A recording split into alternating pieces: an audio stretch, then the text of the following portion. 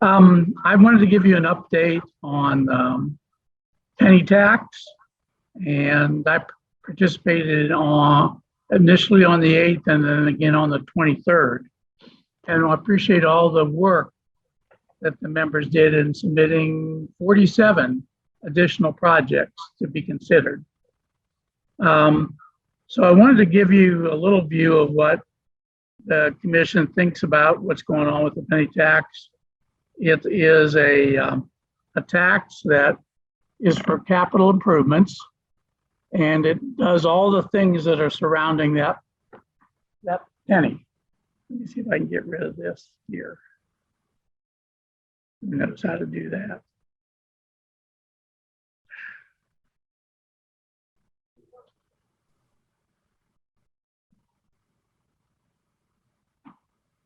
I guess that's a little bit better. I'll see if I can get this out of the way now. Okay. So public safety, schools, the environment, a lot of things go into that penny tax use. 75% of it will go to the counties and the municipalities for capital improvements, and 25% to the schools. Tourists and visitors contribute about 20% of the surtax revenue. And it's forecast to be split like this: 900 million to the unincorporated county, 500 million to the schools, and 600 million to the other municipalities like the city of Sarasota, Northport, Venice. And total, it'll be about $2 billion that they collect over 15 years between 2025 and 2039. The next steps are to finalize the project list, which has been done now, and then authorization to advertise next Wednesday. And then there'll be a public hearing on the 29th.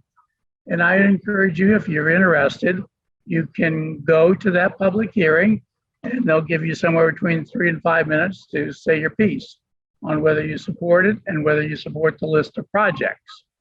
To help you, I did bring along about 15 copies of the list of projects, and you're more than welcome to take a copy of it.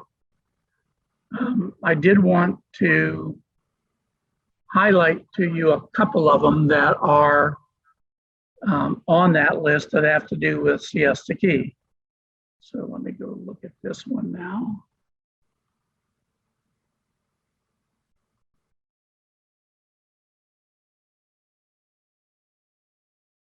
Okay, so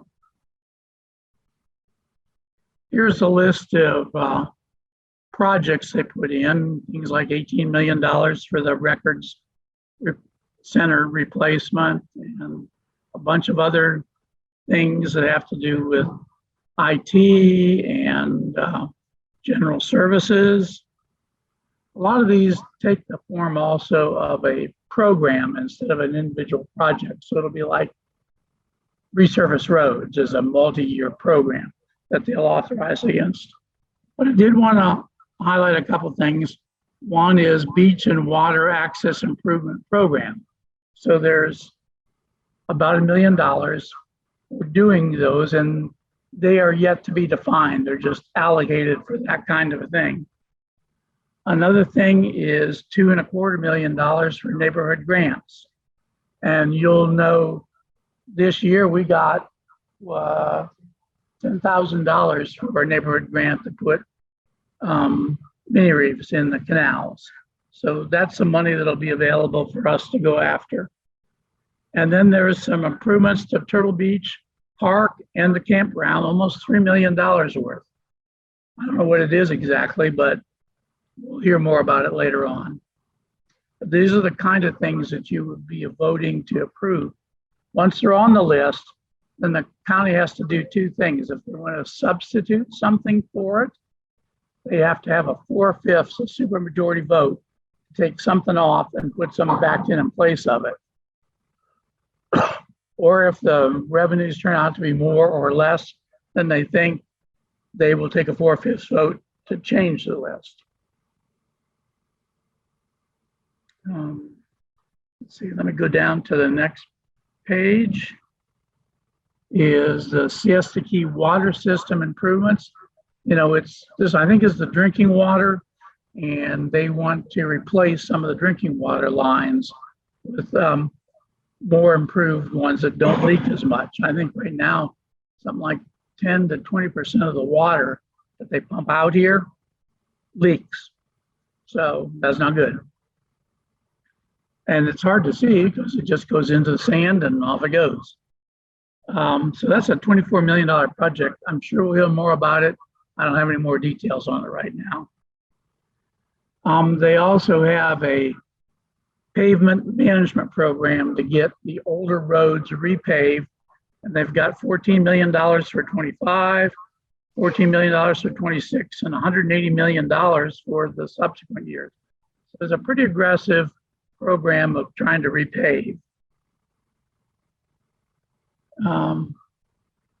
And then one of them that I've highlighted here is one that we talked to Christian about, Christian Ziegler, one of our commissioners, and he got $1 million put in. Basically put sensors at the parking places at the beach and at Turtle Beach, and they would drive an application and a sign out on 41 that would tell you how many parking spaces are available, or in another way to say, don't bother to come out here if they're all full.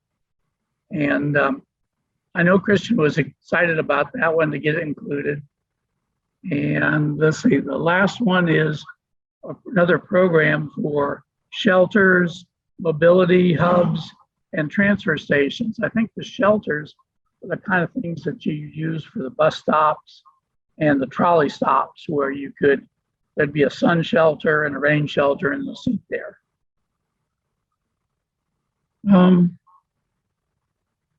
And you know, there's a lot of other kind of big things in here. The new sheriff department headquarters is $25 million. I think there's one at the top here that is for the new county admin building is, how much was it? $15 million. So if you've got comments about whether they got their priorities right, go on the 28th and tell them, or write them a letter, either one. But it's your opportunity to do that. Like I say, I have copies of those 3 pages. Okay, the other thing that was on the meeting agenda on the 23rd was a presentation on the second question that's going to be on the ballot in November, which is to allow the commissioners with a subsequent vote to exceed the $28 million limit on debt by passing this resolution. And they can pass money, and they thought that they would likely borrow $400 million lot, about half of what they think they're going to get in the penny tax for the county, and be able to accelerate those projects, do it with dollars that are spent earlier, and so it won't have inflated as much. And this would provide voter approval for them to go do that subsequently. They did that on the last 15-year project, and they borrowed a bunch of money. They accelerated things like the Siesta Key Beach project. And I think it's, you know, they were pretty satisfied with it. I think it's always a good business to try to get the amenities and the lower cost by investing early. The downside is the interest on that loan is paid for with penny tax. So for every dollar you borrow and pay interest on, the dollar of interest that you pay is a dollar you can't spend on a project. Make sense?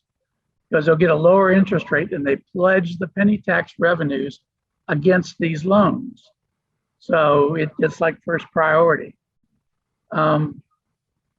They spent in the last 15 years, $76 million on interest. So that's $76 million worth of projects that they just cut. We did get the benefit of having the beach earlier.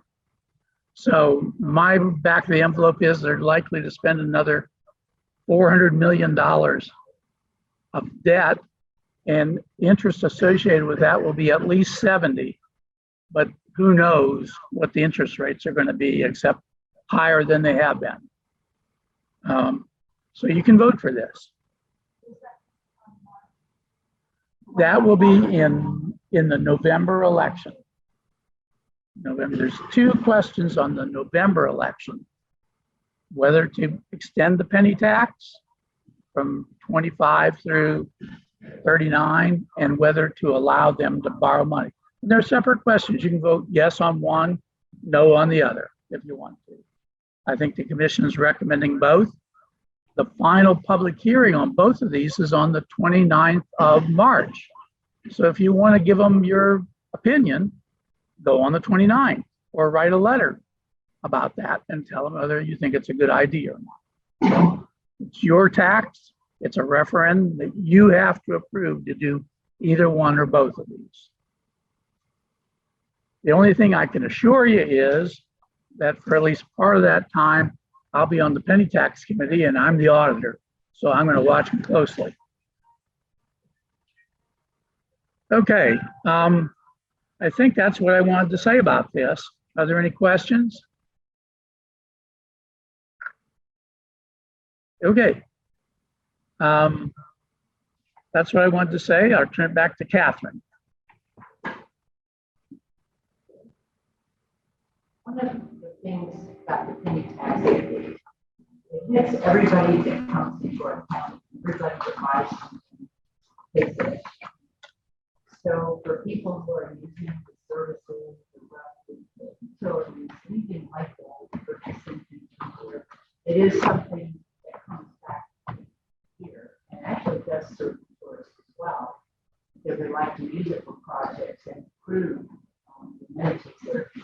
The thing that I think many of us did not know until 2 years ago, we had a different commissioner on board, and Bob was still on the tax committee, and he has to sign off as the chair, and he declined to sign off on the final product of what would you call it, the review? The annual review. The annual review. He didn't refuse to sign it, so we got phone calls that come from the chair at the time. And said, how come you're not signing? And he said, that it's wrong. So that was a big surprise to the commissioners.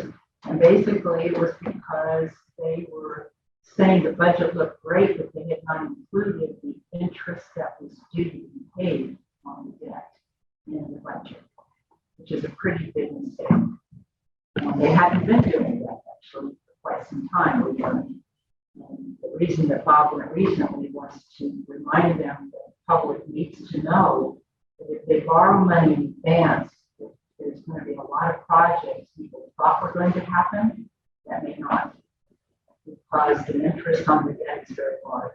I think it's up to $78 million on these next 15 years. So that's a lot of money and a lot of projects that people may not hope for.